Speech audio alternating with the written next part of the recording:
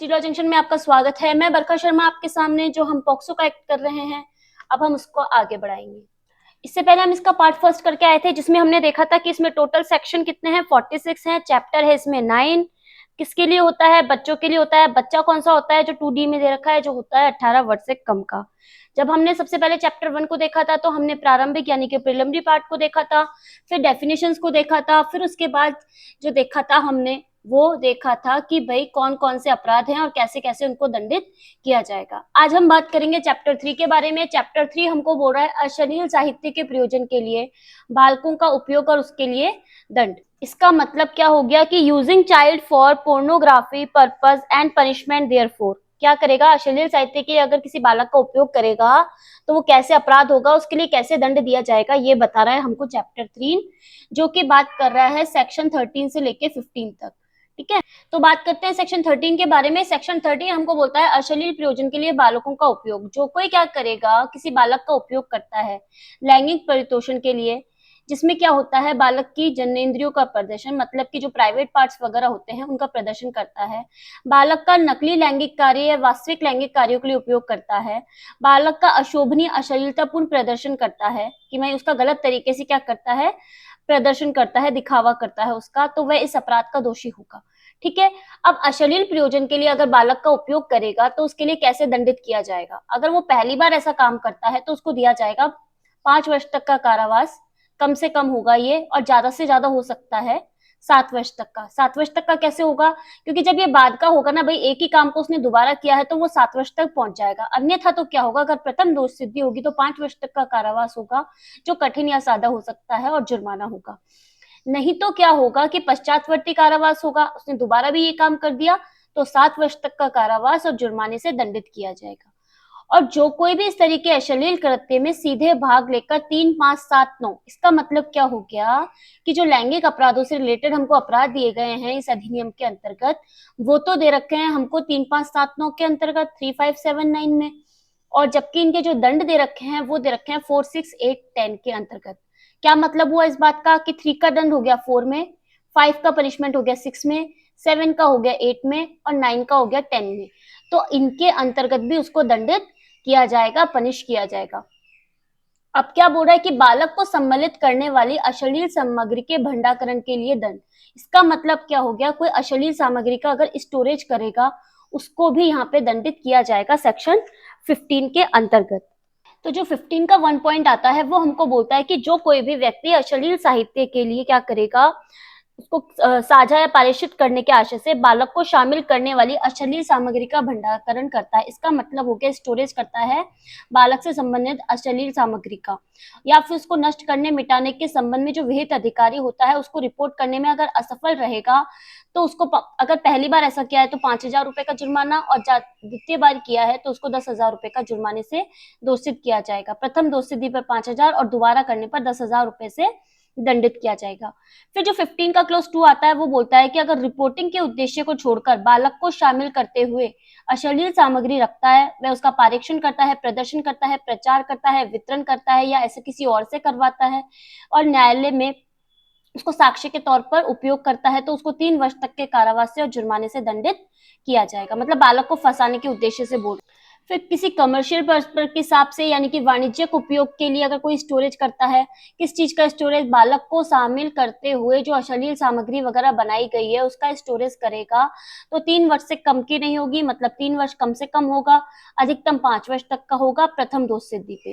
लेकिन अगर यही काम दोबारा किया जाता है तो 5 वर्ष कम से कम होगी और अधिकतम हो सकेगी 7 वर्ष तक के कारावास की, और जुर्माने से दंडित किया जाएगा। अब बढ़ते हैं आगे। अब आते हैं चैप्टर 4। चैप्टर 4 किसके बारे में बात कर रहा है? दुष्प्रेरण और प्रयास के बारे में, अबेटमेंट एंड अटेम्प्ट के बारे में बात कर रहा है। तो जो सेक्शन 10 और 18 है, 10, एक मिनट रुकिए, जो सेक्शन 16 और 18 है, 16 और 18 है वो बात कर रहे हैं, 16 से लेके 18 तक बात कर रहे हैं किसी अपराध का दुष्प्रेरण और उसके अपराध करने का प्रयास का दंड कैसे दिया जाएगा। तो क्या करता है सेक्शन 16 बोलता है अबेटमेंट के बारे में कि कोई किसी अपराध का करने का दुष्प्रेरण करता है। कैसे करता है? कोई व्यक्ति किसी अपराध का करने का दुष्प्रेरण करता है जब वो किसी व्यक्ति को उकसाता है, किसी कार्य में शामिल होता है, या साहस्य क्या करता है, सहायता करता है, हेल्प करता है। क्या हमने अबेटमेंट के प्रोविजन कहीं और पढ़ रखे हैं? जी हाँ, जब हमने आईपीसी देखी थी हमारी, आईपीसी के जो लेक्चर्स हैं वो भी आपको हमारे चैनल पे अवेलेबल मिलेंगे। अगर आप फास्ट रिवीजन करना चाहते हैं तो आप वहां से कर सकते हैं, ठीक है। तो जो आईपीसी है हमारी, उसमें आता है सेक्शन 107, ठीक है। चैप्टर चैप्टर कौन सा आता है? चैप्टर आता है 5। चैप्टर 5 आता है, वो बताता है हमको कि भाई दुष्प्रेरण से रिलेटेड जो प्रोविजंस होते हैं वो आते हैं यहाँ पे, और सेम जो दुष्प्रेरण की बात करता है वो करता है सेक्शन 16, किसमें? पॉक्सो एक्ट के अंतर्गत। तो क्या होता है, कोई व्यक्ति, इसमें 3 पॉइंट्स को शामिल किया गया है कि भाई किसी व्यक्ति को उकसाएगा, किसी काम में सम्मिलित होता है, या कोई कार्य करने में अगर साहस सहायता करता है तो वो दुष्प्रेरण का दोषी होगा। और दुष्प्रेरक के लिए दंड क्या होगा ये बताता है हमको सेक्शन 17। सेक्शन 17 बोलता है अबैटमेंट के पनिशमेंट के बारे में, दुष्प्रेरण के दंड के बारे में, जो बताता है कि दंड वह हो जो उस अपराध के लिए उपबंधित है। मतलब जिस भी तरीके का अपराध किया, मान लो सिर्फ सेक्शन 3 का अपराध किया यहाँ पे, तो सेक्शन 3 के रिलेटेड जो अपराध किया, मतलब इसका दुष्प्रेरण किया, तो इसके लिए दंडित किया जाएगा, ठीक है। ये बात बोल रहा है, ये एग्जांपल दिया है मैंने आपको कि अगर सेक्शन 3 के अपराध का दुष्प्रेरण करता है तो इसी के अपराध के लिए उसको दंडित किया जाएगा। अब बात करते हैं सेक्शन 18 की। सेक्शन 18 हमको बोलता है किसी अपराध को कारित करने के प्रयत्न के लिए दंड। ये बात कर रहा था अबैटमेंट की, ये बात कर रहा है अटेम्प्ट की। क्या बोल रहा है? जो कोई इस अधिनियम के अधीन किसी अपराध का प्रयत्न कर रहा है, जो भी पॉक्सो एक्ट के अंतर्गत अपराध दिए गए हैं उनका अगर प्रयत्न करेगा, अटेम्प्ट करता है या किसी और से ऐसे कर, तो जो कोई क्या करेगा, इस अधिनियम के अधीन किसी अपराध का प्रयत्न करता है, करवाता है या किसी और से करवाता है इस तरीके का कार्य, तो वो निम्न प्रकार से दंडनीय होगा। मतलब इस तरीके से उनको दंडनीय किया जाएगा। क्या होगा? आजीवन कारावास से आधे तक के दंड के लिए दंडित होगा, और दीर्घतम के अवधि के, मतलब जो भी अपराध है उसका दीर्घतम अवधि के आधे से दंडित होगा। मान लीजिए 5 साल का कारावास है तो 2.5 साल के कारावास से उसको दंडित किया जाएगा। अब फिर बात करता है जुर्माना या दोनों, या तो कारावास दिया जाएगा, जुर्माना, या फिर दोनों दिए जा सकेंगे, ठीक है। अब जो चैप्टर आता है वो आता है चैप्टर आता है हमारा 5। चैप्टर 5 हमको क्या बोल रहा है? मामलों को रिपोर्ट करने के लिए प्रक्रिया। कहां से कहां तक कवर कर रहा है? सेक्शन 19 से लेके 23 तक कवर कर रहा है। तो बात करते हैं सबसे पहले सेक्शन 19 की। सेक्शन 19 हमको बोलता है अपराधों की रिपोर्ट करना। क्या बोल रहा है सेक्शन 19? कि अपराधों की रिपोर्ट की जाएगी। रिपोर्टिंग ऑफ ऑफेंसेस कैसे किया जाएगा? जिस व्यक्ति को भी आशंका है कि अपराध किए जाने की संभावना है तो वो निम्न को जानकारी देगा। भाई किस किस व्यक्ति को जानकारी देगा? विशेष किशोर पुलिस यूनिट। जो विशेष किशोर पुलिस हमने पढ़ी थी वो पढ़ी थी हमने जेजे एक्ट के अकॉर्डिंग, तो ठीक है। तो आप यहाँ से क्या कर सकते हैं, इसको जेजे एक्ट से कनेक्ट कर सकते हैं, और उसके बाद आप देख सकते हैं हमारा जेजे एक्ट का वीडियो, ठीक है ना। हमने हमारे चैनल पे मोस्टली माइनर एक्ट्स करवा दिए हैं, कुछ एक बचे हुए हैं, बाकी हमने सारे माइनर एक्ट्स अपने कवर करवा दिए। तो आप वहां पे जाके हमारे लेक्चर्स को गो थ्रू कर सकते हैं, लाइक शेयर और सब्सक्राइब कर सकते हैं, ठीक है। अब बढ़ते हैं आगे। तो क्या होगी, जो जेजे एक्ट में पुलिस दे रखी है उसके साथ साथ जो हमारी लोकल पुलिस होती है उसको भी क्या कर सकता है, जानकारी दे सकता है। फिर इसके बाद क्या होगा कि जो रिपोर्ट में क्या क्या लिखेगा, ये बेसिकली जो इसका सेकंड पॉइंट है ना वो हमको बता रहा है कि भाई रिपोर्ट में क्या क्या लिखेगा वो। तो रिपोर्ट में लिखेगा प्रविष्टि संख्या, उसको अंकित करेगा, लेखबद्ध करेगा, सूचना देने वाले को उसको पढ़कर सुनाएगा, और पुलिस यूनिट के द्वारा जो पुस्तक रखी जाती है ना उसमें उसकी एंट्री करेगा। और जो बालक के द्वारा जो रिपोर्ट दी जाती है वो सरल भाषा में होगी, ऐसी भाषा में नहीं होगी कि भाई बच्चा समझ ही नहीं पा रहा, ठीक है। ऐसी भाषा में होगी जिसकी वस्तु को, अंतर वस्तु को आसानी से समझा जा सके। और मान लीजिए कि भाई कोई जो बालक है वो भाषा नहीं समझ पा रहा है तो उसको अनुवादक या दुभाषिया उपलब्ध करवाया जाएगा, मतलब ट्रांसलेटर उसको उपलब्ध करवाया जाएगा, ठीक है। अब बढ़ते हैं आगे। इसके बाद क्या होगा, जो स्पेशल जुवेनाइल पुलिस थी, ठीक है, वो क्या करेगी, 24 घंटे के भीतर कारणों को लेखबद्ध करने के बाद जो बालक होगा उसको देखरेख और संरक्षण में रखने की तुरंत व्यवस्था करेगा। आप जब जुवेनाइल एक्ट पढ़ेंगे तो वहां पे देखेंगे कि वहां पे देखरेख के संरक्षण करने वाले बालक वगैरह इनकी अलग से व्यवस्था दे रखी है, तो उसके बारे में बात कर रहा है। फिर क्या कर रहा है, जो स्पेशल जुवेनाइल पुलिस होगी या लोकल जो पुलिस होगी वो 24 घंटे के भीतर बिना विलंब के बाल कल्याण समिति, बालक न्यायालय, सेशन न्यायालय को रिपोर्ट करेगा। इन दोनों के बारे में भी जो प्रावधान है वो जेजे एक्ट में दे रखे हैं, ठीक है। फिर जो व्यक्ति सद्भावना पूर्वक कार्य करेगा उसके विरुद्ध कोई सिविल या दंडिक कार्रवाई नहीं की जाएगी। ये वाली चीज बता रहा है हमको उसका 7th पॉइंट। किसका 7th पॉइंट है? ये 19 सेक्शन का 7 पॉइंट है, ठीक है। फिर आप देखेंगे सेक्शन 20 बात कर रहा है मामलों को रिपोर्ट करने के लिए मीडिया, स्टूडियो, फोटो चित्रण सुविधाओं की बाध्यता, इस संबंध में जानकारी को विशेष किशोर पुलिस या स्थानीय पुलिस को जानकारी देगा। मान लीजिए आप देखते हैं कई बार किसी होटल में, किसी लॉज वगैरह में कोई अपराध होता है, तो वहां पे ये बोल रहा है कि जो मालिक वालिक होगा ना इसका, वो क्या करेगा, मीडिया की, स्टूडियो की, फोटो चित्रण वगैरह की, इस तरीके की सभी व्यवस्था उपलब्ध कराएगा। मान लो उनके पास कोई सीसीटीवी कैमरा है, कोई वीडियो उपलब्ध है, तो वो सब उपलब्ध कराएगा। उपलब्ध किसको कराएगा? विशेष किशोर पुलिस को, या लोकल जो पुलिस होती है, स्थानीय पुलिस होती है, उसको इसकी जानकारी देगा। फिर 21 कहता है मामले की रिपोर्ट करने या अभिलिखित करने में विफल रहने के लिए दंड, कि अगर जो मामले की रिपोर्ट करने या अगर विफल रहेगा तो क्या दंड से दंडित किया जाएगा। तो जो कोई व्यक्ति 19(1) और सेक्शन 20 में अपराध करने की रिपोर्ट और 19(2) में अपन मामले को अभिलिखित कर रहे थे ना, उसको लिखित करने में विफल रहता है तो 6 मास तक का कारावास और जुर्माने से दंडित किया जाएगा। अगर यही काम कोई कंपनी करती है, कोई कंपनी संस्था है, उसका भारसाधक व्यक्ति होता है, वो रिपोर्ट जो लिखी जाएगी उसको लेखबद्ध करने में, हेल्प करने में विफल रहेगा तो 1 वर्ष तक का कारावास और जुर्माने से दंडित किया जाएगा। फिर कहता है बालक द्वारा यदि अपराध की रिपोर्ट करने में विफलता की जाती है तो मतलब बालक है, वो समझ नहीं पा रहा कि भाई क्या चीज हो रही है, अनुवादक भी उपलब्ध करा दिया, सब करा दिया, लेकिन फिर भी अगर उसके द्वारा कोई विफलता की जाती है तो उस बालक को दंडित नहीं किया जाएगा। बालक कौन हो गया यहाँ पे? बालक हो गया 2D में जो हमने बालक पढ़ा है, 18 वर्ष से कम आयु का व्यक्ति, उसकी बात हो रही है यहाँ पे। ठीक है, अब जो सेक्शन 22 आता है, सेक्शन 22 बोल रहा है मिथ्या परिवाद, मिथ्या सूचना के लिए दंड, कि जो भी कोई परिवाद वगैरह किया गया है वो मिथ्या है, और कोई भी मिथ्या सूचना दी गई है, जो भी गलत सूचना वगैरह दी गई है, उसके लिए कैसे दंड दिया जाएगा। तो जो कोई भी व्यक्ति, धारा 3579 का जिक्र क्यों किया गया है? क्योंकि 3579 के अंतर्गत हमको अपराध बताए गए हैं। उन अपराधों का अगर कोई भी मिथ्या करता है, गलत बात बताता है उनके संबंध में, किसी व्यक्ति को अपमानित करने के आशय से, धमकाने, मानहानि के आशय से ऐसा करेगा तो क्या होगा? 6 मास तक का कारावास, जुर्माने से दंडित किया जाएगा।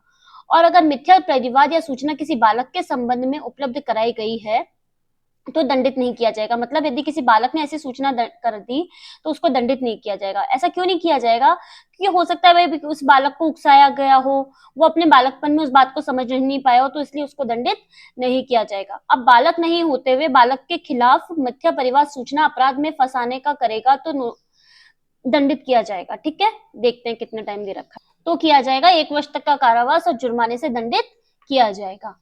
ठीक है, अगर वो बालक नहीं है तो, बालक होगा तो कोई दंडित ही नहीं किया जाएगा, यहाँ पे लिख रहा है। अगर बालक नहीं होगा तो 1 वर्ष तक का कारावास और जुर्माने से दंडित किया जाएगा, अगर वो क्या करता है, किसी दूसरे व्यक्ति को अपराध में फंसाता है तो। ठीक है, अब ये बात कर रहा है मीडिया के लिए प्रक्रिया, प्रोसीजर फॉर मीडिया। क्या बोल रहा है कि जो कोई भी बालक होगा उसकी ख्याति और निजता का उल्लंघन होता हो तो इस प्रकार की कोई रिपोर्ट या टिप्पणी कोई व्यक्ति नहीं करेगा। जो कोई भी लैंगिक अपराध वगैरह किया गया है, ठीक है ना, आप लोग देखते हैं जो लैंगिक, अगर इनकी कोई भी जो रिपोर्ट होगी वो ऐसी नहीं होनी चाहिए कि वो क्या होती है, बालक की ख्याति या उसकी निजता को उल्लंघन करती हो। ठीक है, तो उसमें क्या होता है, किसी भी बालक की कोई पहचान नहीं की जाएगी कि भाई उसका नाम, पता, विद्यालय, पड़ोस, फोटो चित्र, परिवार का ब्यौरा आदि इसमें क्या नहीं डाला जाएगा, मीडिया में नहीं डाला जाएगा। आप देखते हैं कि क्या होता है, किसी अगर बच्ची का रेप वगैरह हो जाता है तो क्या होता है, सबसे पहले यही बताए, नाम नहीं बताएंगे, पता नहीं बताएंगे, फलाना ढीमका जगह की वो जगह है, उस जगह के पास में वो मंदिर है, और मंदिर के पास में वो है, उस पेड़ है, फलाना है, ऐसी ये सब चीजें सब बोलते रहते हैं। लेकिन क्या होता है, नाम नहीं बताएंगे, बाकी सारी चीजें बता देते हैं। तो ये बोल रहा है ना नाम बताएंगे, ना पता बताएंगे, ना स्कूल बताएंगे, ना कुछ भी नहीं बताएंगे। ठीक है, परंतु अगर न्यायालय को लगे कि ऐसा प्रकटन न्याय हित में आवश्यक है तो बालक के हित को ध्यान में रखकर ऐसा कर सकते हैं। ठीक है, और मीडिया, स्टूडियो, फोटो चित्रण सभी संबंधी सुविधाओं का प्रकाशन स्वामी अपने कर्मचारी के द्वारा किए गए कार्य व लोपों के लिए दायित्वाधीन होगा। मतलब क्या होता है कि अगर इस तरीके का काम किया गया है तो क्या होगा कि जो स्वामी होगा वो इसके लिए दायी होगा। अपने अगर किसी कर्मचारी ने उस काम किया है तो उसको स्वामी को इसके लिए दायित्वधीन माना जाएगा। मान लो किसी होटल में इस तरीके का काम किया है, किसी कर्मचारी ने किया है, तो स्वामी को भी उसके लिए दायित्वधीन माना जाएगा, उसके कार्य लोपों के लिए। मतलब कोई बात छुपाई गई, ठीक है, या उसको छुपाने के संबंध में कोई काम किया गया तो उसकी बात कर रहा है, तो 6 माह से कम का कारावास नहीं होगा, जो 1 वर्ष तक का हो सकेगा, और जुर्माने दोनों से दंडित किया जाएगा। अब बात करते हैं बालकों के कथनों को अभिलिखित करने के लिए क्या प्रोसीजर फॉलो होगा, वो बता रहा है हमको चैप्टर 6 बात कर रहा है 24 से लेकर 27 तक। तो सबसे पहले हम देखेंगे सेक्शन 24 को। सेक्शन 24 कहता है कि बालकों के कथनों को अभिलिखित किया जाना, तो कैसे अभिलिखित किया जाएगा, स्थान पर, कौन से स्थान पर, जहाँ की वो बालक रहता है या उसकी पसंद का कोई स्थान जहाँ पे वो कंफर्टेबल फील करता है कि भाई मैं यहाँ पे अपने कथन अभिलिखित करवा सकता हूँ। ठीक है, कौन करेगा, जो उपनिरीक्षक से अन्यून पंक्ति की जो महिला पुलिस अधिकारी होगी, यहाँ पे होगी जो भी पुलिस अधिकारी होगी वो महिला होगी, ठीक है। एसआई से अन्यून नहीं होगी, मतलब एसआई के लेवल की तो होगी होगी। फिर उसके बाद करता है कि कथन अभिलिखित करते समय पुलिस अधिकारी वर्दी में नहीं होगा, मतलब उसको यूनिफॉर्म में नहीं होना चाहिए, सिविल ड्रेस में होना चाहिए, ठीक है। और अभियुक्त के संपर्क में बालक ना आए जब उसकी परीक्षा की जाए। क्या होगा, जब भी उसकी परीक्षा की जाएगी, कोई कथन अभिलिखित किए जाएंगे तो कहा जाएगा कि भाई जो अभियुक्त है वो उसके सामने नहीं आना चाहिए, क्योंकि मान लीजिए वो बालक घबरा जाएगा, वो अपने कथन अभिलिखित नहीं कर पाएगा, उसकी बात होती है। रात में बालक को पुलिस स्टेशन में नहीं रोका जाएगा और बालक की पहचान को सुरक्षित रखने का प्रयास किया जाएगा। अब सेक्शन 25 जो आता है वो कहता है मजिस्ट्रेट के द्वारा बालक के कथन अभिलेखन, जो कथन होंगे वो मजिस्ट्रेट के द्वारा रिकॉर्ड किए जाएंगे। जो मजिस्ट्रेट होगा बालक के द्वारा बोले गए कथन अभिलिखित करेगा, किसके अकॉर्डिंग करेगा, सेक्शन 164 ऑफ सीआरपीसी के अकॉर्डिंग करेगा, ठीक है। और अभियुक्त के अधिवक्ता की उपस्थिति यहाँ लागू नहीं होगी, कि भाई मान लीजिए किसकी उपस्थिति की बात कर रहा है, जो ऑफेंस कर रहा है व्यक्ति, उसकी उपस्थिति लागू नहीं होगी, मतलब उसका जो अधिवक्ता होगा वो उपस्थित हो, ये आवश्यक नहीं है। और बालक के माता पिता, उसका कोई हित प्रतिनिधि और जो कोई भी होगा उसका संरक्षक वगैरह, उसको एक प्रति दी जाएगी डॉक्यूमेंट्स की, जो किसके द्वारा दी जाएगी, मजिस्ट्रेट के द्वारा दी जाएगी। अब बात करते हैं सेक्शन 26 की। सेक्शन 26 हमको बोल रहा है कथन जो अभिलिखित किए जाएंगे उनके संबंध में अतिरिक्त उपबंध क्या क्या हो सकते हैं। उनके संबंध में अतिरिक्त कथन हो सकते हैं कि भाई माता पिता संरक्षण की उपस्थिति में कथन अभिलिखित की जाए, अनुवादक या दुभाषी की उपस्थिति यानी कि जो ट्रांसलेटर वगैरह होता है वो अवेलेबल करवाया जाए, या अगर जैसे बालक हो गया कोई मानसिक रोग से ग्रसित या कोई शारीरिक निशक्तता आ गई, ठीक है, तो क्या होगा, उसको विशेषज्ञ या कोई डॉक्टर वगैरह जो होगा वो उसको अवेलेबल करवाया जाएगा। और जो बालक का कथन होगा वो श्रव्य दृश्य इलेक्ट्रॉनिक माध्यम से रिकॉर्ड किया जाएगा, मतलब वीडियो रिकॉर्डिंग की जाएगी उसका कथन लिखित करते समय, ठीक है। तो मिलते हैं अब हमारे